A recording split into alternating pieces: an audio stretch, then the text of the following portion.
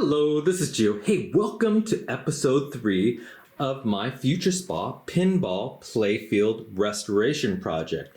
And so the last episode, we cleaned and prepped the playfield area, and now we're ready to paint. And as you can see, I have collected a number of paints over the years. So there's fairly a large selection of paints you can use, but what I like to use is just standard airbrushing paints. Now, typically the airbrushing paints are higher in quality, but I also like them because they come both in opaque form as well as transparent. Now, this is important, especially if you're trying to maintain let's say line work or detail underneath or bring up color. You may want to select a transparent paint over an opaque paint. And they also come in slightly different forms, like pearlized, which is kind of more of a shimmering type of a look.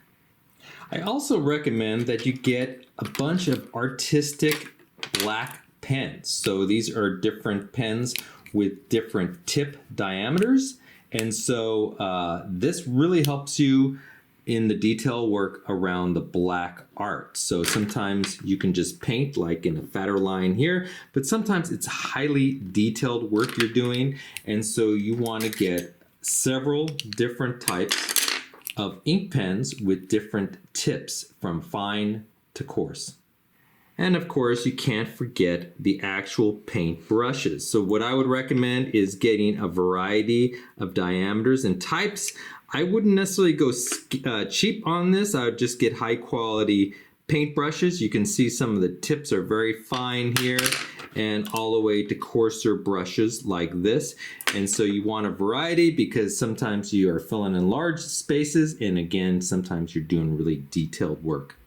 So you might say, hey Gio, why do you have so many paints? Is that so you can match the exact paint in the bottle to the playfield? And that's sort of partly correct, but I've never actually used, let's say in this case, a yellow.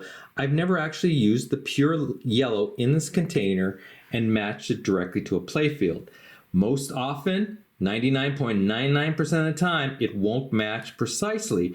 And so I have a lot of these colors for mixing purposes, and you need a lot of colors to mix. And you can see I have little kind of containers here. I just buy these little tiny snap top containers in bulk, and I do my mixing in these little containers. Sometimes I need larger containers like this if I'm doing a large area, but you're gonna be doing a lot of mixing. Now, one of the biggest mistakes I see people who restore pinballs, they're really good at pinball restoration. They know how to do clear coat really well. They know how to bring it up, but they really skimp on actually color mixing.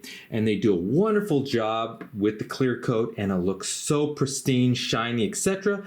But you look at the detail and the colors don't match, and you could definitely tell that it is a touch-up, actually bad touch-up job. I've rarely seen good touch-ups. Now, I try to do almost the identical coloration, and so when I do the clear coat, you won't be able to tell from old to new paint. And that is the goal, and the goal takes a lot of time in mixing. And so I just use these kind of like comic book backing boards here, but you can just use plain paper. But I will mix colors, I will apply it to this board, I will let it dry because wet versus dry paint has a slightly different color. I'll let it dry completely, and then I will match and see if it will match. Now, even if it matches identical from the board to the playfield, sometimes when you apply the paint seems a little bit off. So maybe you have to remix and reapply. You're trying to match the identical color. And also, playfields age with time. You're not trying to repaint the playfield as it was coming off the assembly line. You're trying to repaint the playfield to match the current colors, even if they faded over time. So there you go, and I will show you the process, and hopefully you'll enjoy this video. So I decided to start with that hip I really didn't like. And what you're seeing me do right here is fill in the hip with just a plain white color. Now, I initially thought this might be a good idea to kind of build up the area since the hip was actually worn down, and so I wanted all the paint and surface to be even. But you'll find out that this didn't really work out for me, but I'll kind of show you the discovery a little later, and you can just see that I'm just filling it in with some white. So after extensive mixing and testing of paint pigments, I think I have a good match here. You can kind of see it is much lighter as you initially apply it. This is that skin tone, but it will dry darker and hopefully match really well.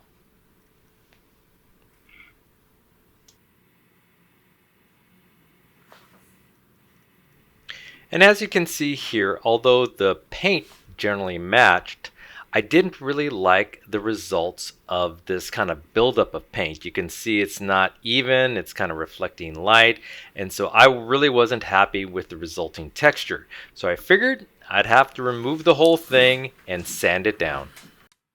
And I did this with my Dremel.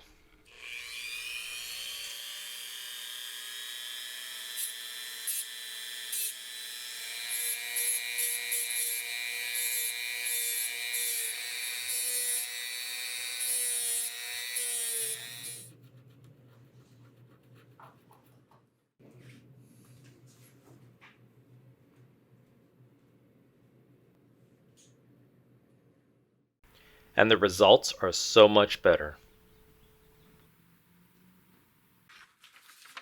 So next I had to reestablish the line work around the hip. And I did this by finding a undamaged image of the playfield online, printing it out to scale, and then you can see here I'm just trying to fit it in place so I can use a pencil to just kind of reestablish that line.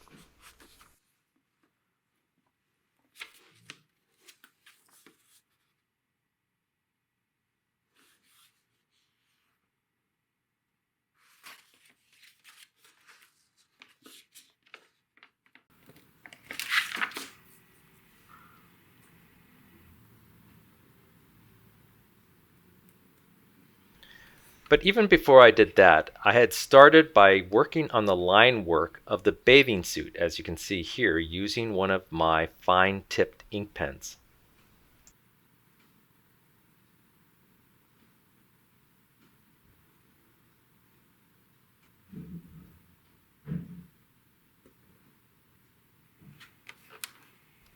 And now for the actual hip crease.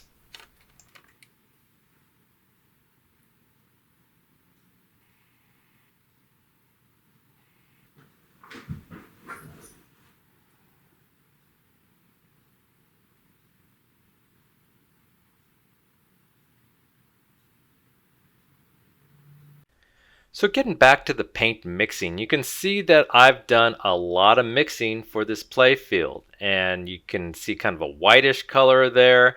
There's the purplish color, and I really have had some testing, as you can see with these little test boards.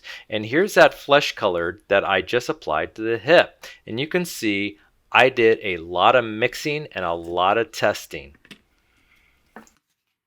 And this is why I say the actual paint mixing is the most critical part of your playfield restoration. And it's going to be perhaps the most time consuming. And this is why a lot of people don't like to do it.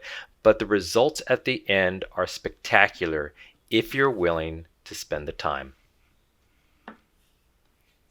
Now for this particular playfield, perhaps the most difficult color to mix was this purple where all those ball strikes were located. And you can see I have two complete boards of different mixes, and I was having a lot of trouble matching this color. And at the end I didn't quite get it perfect, but I got a pretty good match. And as you can see here, the color is a little bit off. This is the repainted surface right there, and down below is the unpainted surface. And you can see it's a little bit different. But you also have to remember that the final playfield will be under clear coat, which gives it a different look. Now when I apply a little wetness with a wet paper towel, the colors match a little bit better. And so I'm having a little bit of a light issue. The new painted surface is reflecting the light a little bit different, but when you add a little bit of water, it looks a little bit better. And that will be what it looks like under the clear coat. But because I wasn't able to get a perfect match with this purple, I wasn't able to use it just simply as touch-up in a larger area of color. Instead, I'm having to repaint an entire block of color from black line to black line with this single purple color. So I mainly did this in the lower portion of the play field where I got all those ball strikes. There is also zones of purple higher up in the play field, but that purple is far enough away from this area you don't really notice the color difference since they're not side by side. So the purple color may have been the most difficult color to match, but it wasn't the most difficult area to paint. That was these insert areas that you're seeing here. There's a lot of damage, and for the Future Spa pinball, these areas are pretty complicated. Unlike a lot of pinballs with just simple rings, this one actually had multiple colors and different shapes.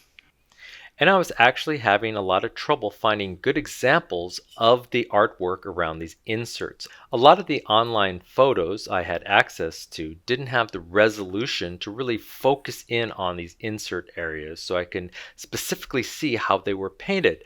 And so I was struggling to get good examples of these insert areas. But with some persistence and some guessing, I was able to start building up color. And the playfield started to look like her old self again.